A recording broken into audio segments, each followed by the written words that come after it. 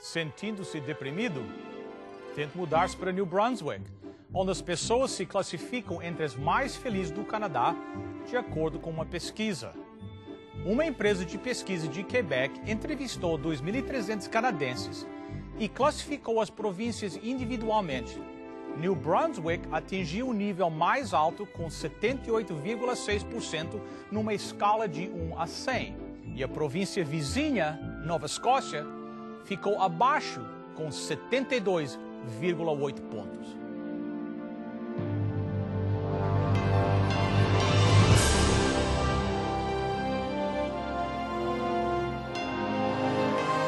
Venceu a prova do tempo. O livro de Deus, a Bíblia. Ainda relevante neste mundo complexo, está escrito Canadá, partilhando mensagens de esperança ao redor do mundo.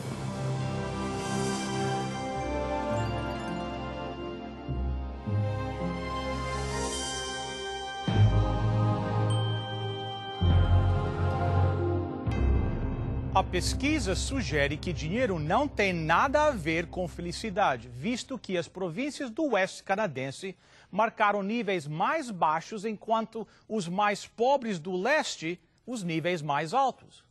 O consultor de comunicações de Quebec, Pierre Cote, elaborou essa pesquisa por estar frustrado com a ênfase em recursos financeiros na política canadense. Ele afirma que dinheiro não traz felicidade, mas somente contribui para o contentamento. O contentamento generalizado de New Brunswick é um paradoxo, diz ele, pois a província tem o pior desempenho econômico no país e uma das menores proporções de pessoas que ganham salários mais altos. Abraham Lincoln uma vez disse: "A maioria das pessoas são tão felizes quanto o que elas se dispõem a ser." O significado primário da palavra felicidade, na maioria das línguas europeias, parece envolver a noção de boa sorte ou de boa oportunidade. Desde muito cedo, este conceito foi o foco de muita especulação e controvérsia na filosofia grega. O que é felicidade? Quais são as causas e condições da felicidade? Estas são perguntas que têm ocupado as várias escolas de filosofia, porque a felicidade é um dos assuntos de maior e profundo interesse de todos nós. Para os gregos, a felicidade era entendida como sendo uma dádiva dos deuses. Aristóteles ensinou que a felicidade vem em uma vida de especulação, entendimento e sabedoria, e apenas poucos, segundo ele, poderiam alcançá-la. A maioria teria que se contentar com uma felicidade inferior. São Tomé ensinou que a felicidade perfeita é o alvo supremo e subjetivo do homem, mas não seria possível alcançá-la nesta vida. No judaísmo, cada um dos 4 principais grupos religiosos tinha suas próprias definições de felicidade. Os fariseus, por exemplo, acreditavam que a felicidade era encontrada na tradição e legalismo.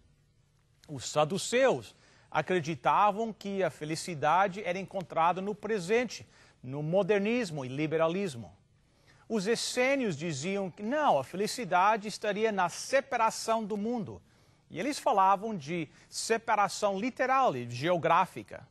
Os zelotes diziam que a felicidade seria encontrada na derrota política dos seus inimigos. Todos eles tinham suas próprias ideias, e foi neste contexto que Jesus vem e prega seu primeiro sermão registrado, e em essência Jesus disse que todos eles estão errados.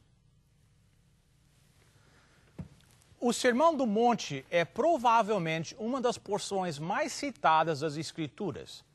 Esse sermão pregado por Jesus está relatado nos capítulos 5, 6 e 7 do Evangelho de Mateus. Vamos tomar algum tempo nas próximas semanas estudando essas verdades revolucionárias. Permita-me começar essa discussão com a seguinte frase: Jesus está interessado em proporcionar felicidade às pessoas. Lamentavelmente, nem todos entendem ou acreditam nisso. Mas Jesus está, sim, interessado na felicidade de todos. A felicidade dos homens é a sua preocupação. Prova disto é o fato de que aqui, no primeiro sermão registrado como tendo sido pregado por Jesus, é iniciado com um constante tema da felicidade. Você vai notar isso no verso 1, em seguida vai ver bem-aventurado, vai ser usado 9 vezes. Bem-aventurado significa simplesmente feliz ou felicidade. Mateus capítulo 5, começando no primeiro versículo. Vendo Jesus as multidões, subiu ao monte e, como se assentasse, aproximou-se os seus discípulos. E ele passou a ensiná-los, dizendo: Bem-aventurados os humildes de espírito, porque deles é o reino dos céus. Bem-aventurados os que choram, porque serão consolados. Bem-aventurados os mansos, porque herdarão a terra. Bem-aventurados os que têm fome e sede de justiça, porque serão fartos. Bem-aventurados os misericordiosos, porque alcançarão misericórdia. Bem-aventurados os limpos de coração, porque verão a Deus.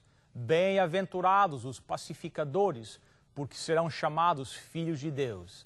Bem-aventurados os perseguidos por causa da justiça, porque deles é o reino dos céus.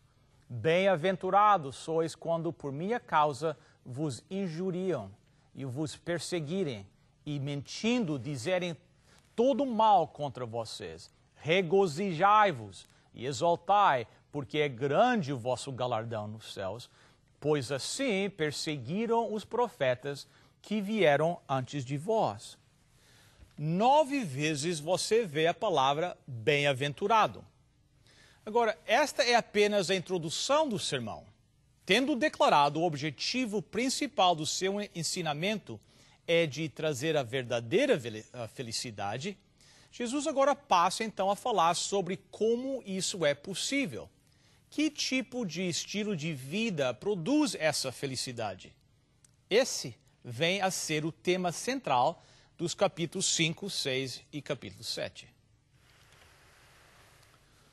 No programa de hoje, eu quero estabelecer a base desse estudo, para que então, nos próximos programas, possamos realmente escavar a fundo essas incríveis verdades que estão aqui. Permitem-me começar mostrando um pouco do pano de fundo, um pouco de background. Ao você contemplar as bem-aventuranças, a mensagem neste sermão parece um tanto paradoxal. O que Jesus está ensinando não se encaixa com o que a maioria das pessoas teria antecipado. Veja bem, a felicidade, como Mateus apresenta as palavras de Jesus, não é exatamente a maneira como o mundo retrata. Aqui um paradoxo, pois todo o caminho da felicidade parece estar associado com a miséria. Como a miséria pode ser chave para a felicidade? Para muitas pessoas, isso parece absolutamente um absurdo. Existem milhares de livros escritos sobre a felicidade e todos eles parecem ter isso em comum. Felicidade é ser arrojado, felicidade é fazer as suas próprias coisas, felicidade é adquirir tudo o que o mundo tem a oferecer. Felizes são os ricos, e felizes são os nobres, e felizes são os famosos, e felizes são os populares. Mas a mensagem de Jesus não parece se encaixar nesse quadro. Este sermão devasta o ponto de vista do mundo, mesmo o ponto de vista do público no século I. O filósofo romano Sêneca disse isso no século I. O que é mais vergonhoso do que equacionar a alma racional boa com o que é irracional? O que ele está dizendo é que qualquer tolo sabe que você não pode preencher o vazio em sua alma com coisas externas. Você não pode responder a uma necessidade racional com um objeto irracional. Isso é que o mundo tenta fazer. Pense em Salomão. Salomão foi o rei mais magnífico que já existiu. Se alguém deveria ter sido feliz de acordo com o padrão do mundo, ele teria sido. Ele tinha nobreza, seu palácio foi um modelo de perfeição da terra, sua fortuna era tão imensurável e o seu tesouro tão grande que o Antigo Testamento diz que a prata era comum como as pedras. Ele tinha os edifícios e os servos e as vinhas e as mulheres às centenas e a sua inteligência. Ele era o homem mais inteligente que já viveu. Ele tinha tudo. Ele deveria ter sido um homem extremamente feliz. Mas tudo o que tinha a dizer sobre isso foi o seguinte: vaidade, vaidade. Tudo é vaidade. Você não pode preencher uma necessidade espiritual com uma substância física. Isso não pode ser feito. Mas as pessoas tentam fazê-lo. Você não pode fazer o oposto também. Quando você está com fome, você não quer ouvir uma palestra sobre a graça divina, você quer alimento físico. Quando você está num deserto, ao ponto de morrer de sede, você não quer alguém para conversar com você sobre a misericórdia de Deus, você quer água. Você não pode preencher uma necessidade física com algo espiritual. E da mesma forma, é tão absurdo pensar que você pode preencher uma necessidade espiritual com algo físico. Thomas Watson, o puritano, escreveu: as coisas deste mundo não serão capazes de manter o espírito atribulado em paz, assim como uma folha de papel não é capaz de fazer parar uma bala. Ele continua: prazeres mundanos possuem asas e podem ser comparados com um bando de pássaros que ficam por um breve período de tempo em um jardim, mas quando você chega perto deles, levantam voo. Assim, riquezas fazem para si asas e voam como uma águia. Em Provérbios, capítulo 23, no verso 5, nós lemos: porventura, fitarás os olhos naquilo que não é nada? Pois certamente a riqueza fará para si asas, como a águia que voa pelos céus. Eclesiastes 5, verso 13 diz: grave mal vi debaixo do sol, as riquezas que seus donos guardam para o próprio dano. Você entendeu? Riquezas acumuladas fazem dano aos seus proprietários. Não há satisfação naquilo que o mundo oferece. Quando Jesus veio ao mundo, ele não ofereceu as coisas do mundo.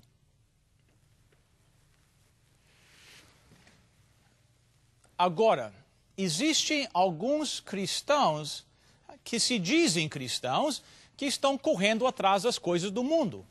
Eles estão procurando prosperidade financeira, dinheiro, sucesso, mas Jesus nunca ofereceu isso.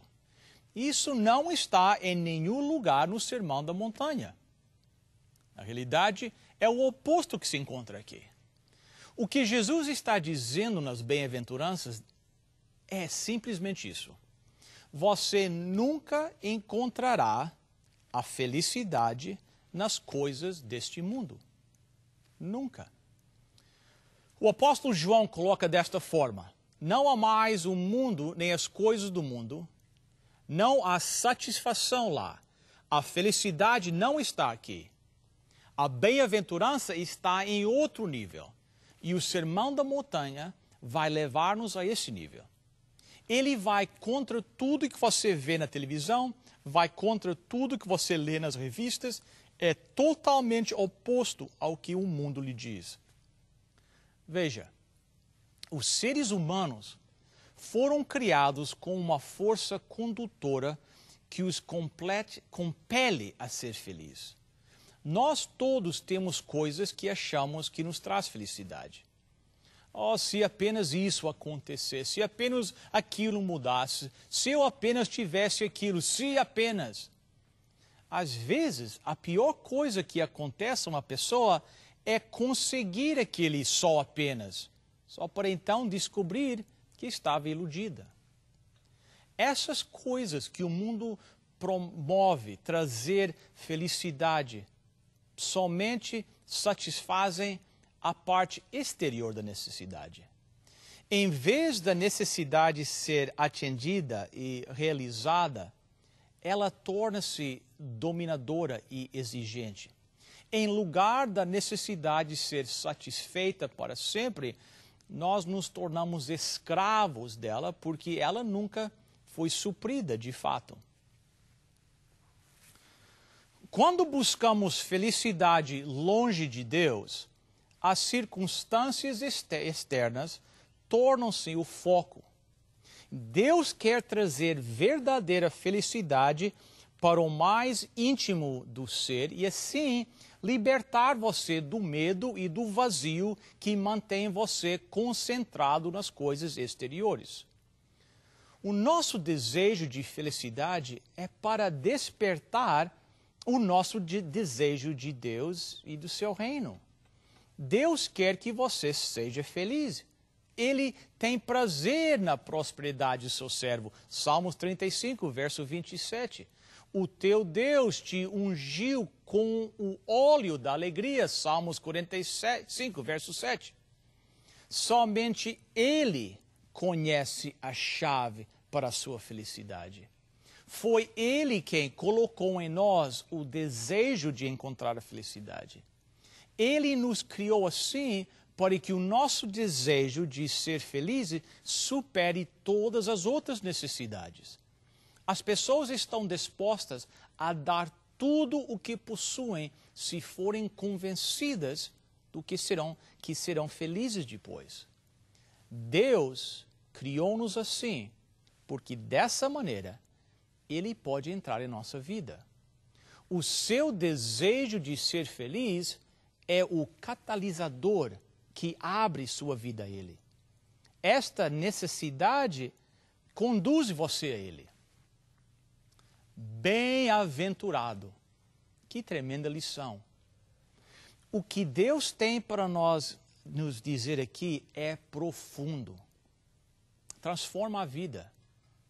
Eu creio que nós seremos transformados ao fazermos este estudo.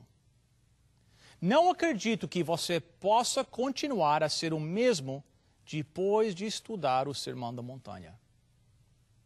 Eu não pude. Já tenho visto Deus atuar no meu coração. Por que não nos comprometer a ser o tipo de pessoa que Deus quer? Lembrando que se conhecemos o Senhor Jesus, nós somos capazes de ver essa realidade em nossas vidas, para a sua glória e a nossa bem-aventurança. Temos paz e alegria na presença de Cristo, no nome de Cristo. Temos fé e esperança na presença de Cristo, no nome de Cristo. Nós erguemos nossos olhos, nós erguemos nossa voz. Ao passarmos duras provas, nós sabemos onde estás. Nunca nada poderá nos derrotar. Temos paz e alegria na presença de Cristo, no nome de Cristo. Temos fé e esperança na presença de Cristo, no nome de Cristo. nós confiamos nas promessas que deixastes para nós. Nada pode separar-nos deste amor que vem dos céus. Junto a ti nós nunca estaremos sós. Temos paz e alegria na presença de Cristo, no nome de Cristo. Temos fé e esperança na presença de Cristo, no nome de Cristo. E ao buscarmos tua presença, vim prostrar-nos aos teus pés. Cada oração é vida, pois nos cuidas com amor. Nossos corações descansarão. Temos paz e alegria na presença de Cristo, no nome de Cristo. Temos fé e esperança na presença de Cristo, no nome de Cristo. Temos paz e alegria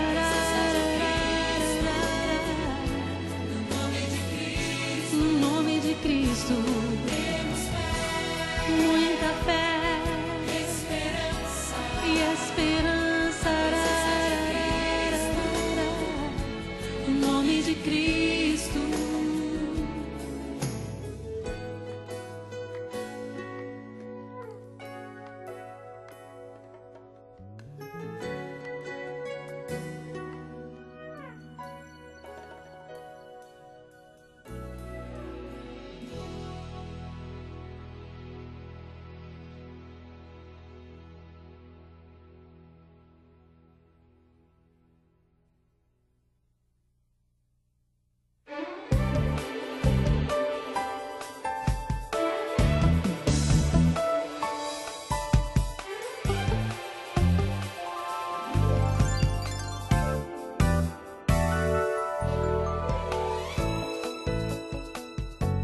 Hoje vamos falar sobre o equilíbrio ou a temperança.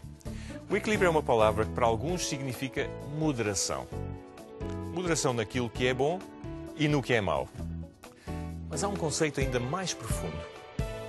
O equilíbrio é evitarmos aquilo que é mau e moderarmos aquilo que é bom. Faz sentido, não é? Quando falamos de equilíbrio na alimentação, por exemplo, significamos que devemos comer aquilo que é bom em quantidade suficiente. Mas mesmo o que é bom, quando é em excesso, também pode ser mau. Vejamos. Há alguns anos descobriu-se que a vitamina A pode ajudar a evitar o cancro. Logo a seguir, começaram a aparecer pessoas com uma cor alaranjada na pele, pois comiam muita cenoura, por vezes mais do que 2 quilos por dia. E porquê? Porque a cenoura fazia bem. Bem, a cenoura contém beta-carotenos de cor alaranjada e isto dava a cor à pele. Bem, comermos bem inclui comermos 7 a 10 doses diárias de hortaliças e frutas, cerca de 6 a 8 porções ou doses de produtos à base de cereais integrais, 2 ou 3 porções de leite derivados ou derivados da soja, por exemplo, e somente uma pequena quantidade de carne ou peixe, ou ainda melhor, de proteína de fontes vegetais que são muito mais saudáveis. Quando comemos muito, por exemplo, pomos em risco a nossa saúde e podemos encurtar a nossa vida. Portanto, o equilíbrio é essencial para a vida. O mesmo acontece com o exercício, por exemplo, com a água, com o descanso. Dormir muito é mau. A luz do sol, por exemplo, e muitas outras áreas da vida. O nosso corpo é o templo do Espírito Santo e temos que cuidar dele o melhor que pudermos. Uma vez, um neurocirurgião um dia falava com outros médicos em conversa sobre o tema de beber bebidas alcoólicas em moderação, o que muitas pessoas até acreditam nisso, como vemos tantas vezes publicidade nos jornais e na televisão. Os colegas deste neurocirurgião defendiam a ideia de que é bom beber em moderação, mas ficaram surpresos quando o neurocirurgião, a certa altura da conversa, fez a seguinte pergunta: será que eles aceitariam a ideia de ele operar no cérebro de um dos filhos dos colegas depois de beber um copo de vinho? A resposta foi não. E não admira, pois mesmo em pequenas quantidades, o vinho ou qualquer outra bebida alcoólica traz riscos para a nossa saúde. Bem, evitar o que é mau e moderar o que é bom é um bom princípio para a vida. Até à próxima.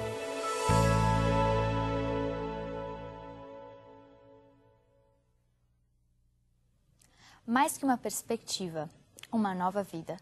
Foi o que o leproso alcançou ao encontrar Cristo Jesus. E você também pode passar por essa experiência. Se você desejar saber como ter um encontro com Cristo, o Está Escrito quer oferecer a você uma revista intitulada Paz na Tempestade. Com uma leitura fácil e agradável, você encontrará a maneira que o amor de Deus se manifesta e como ele pode ser aplicado na sua vida. Para obter uma cópia, eis as informações necessárias. Para você solicitar gratuitamente a sua oferta, basta ir ao nosso website www.estaescrito.ca e acessar o programa de hoje. Lá você preencherá um formulário com seus dados e assim poderemos enviar a oferta para você. Lembre-se, www.estaescrito.ca. Você receberá em sua casa, gratuitamente, a oferta solicitada sem qualquer compromisso com o programa Está Escrito. Escreva para nós. Está Escrito Box 2010, Oshawa, Ontário, L1H7V4. Agradecemos as suas cartas, os pedidos de oração que nos enviam e também o seu apoio financeiro. Escreva ainda hoje. Está Escrito Box 2010, Oshawa, Ontário, L1H7V4. Agradecemos a sua presença aqui conosco no Está Escrito. Lembre-se de visitar o nosso website. Lá você pode ver todos os programas, você pode mandar um pedido de oração, você pode se inscrever na escola bíblica. Também, se sentir-se movido, você pode mandar uma doação. O nosso desejo e oração é estarmos juntos na próxima semana. Espero que você esteja também. Até lá, lembre-se, está escrito, nem só de pão viverá o homem, mas de toda a palavra que procede da boca de Deus.